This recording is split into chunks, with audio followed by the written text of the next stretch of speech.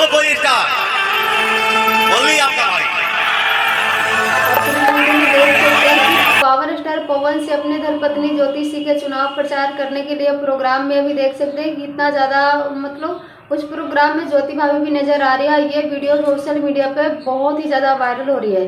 नमस्कार दोस्तों, Radhe Radhe. I hope आप लोग अच्छे होंगे, मस्त होंगे, स्वस्थ होंगे। अगर चैनल पे नया है तो चैनल सब्सक्राइब करके एक प्यारा सा लाइक कमेंट जरूर करें।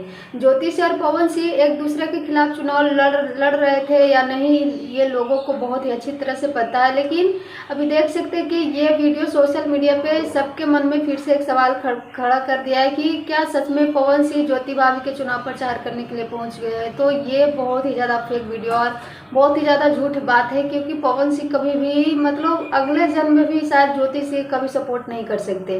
वैसे भी देख सकते हैं कि ज्योति भाभी अपने चुनाव की वजह से बहुत ही ज़्यादा चर्चाओं में बनी रहती है और हमेशा करा काट जा करके उनका घूमना टहलना बना रहता है। लोगों से बहुत ही ज़्यादा प्यार आशीर्वाद भी मिला। ज्योति सिंह बहुत ही ज़्यादा उम्मीद लगा के बैठी हुई है। वैसे पवन सिंह उनका सपोर्ट करे या ना करे, जनता उनके साथ में है। वैसे अपना राय जरूर दीजिएगा। Thank you, love you.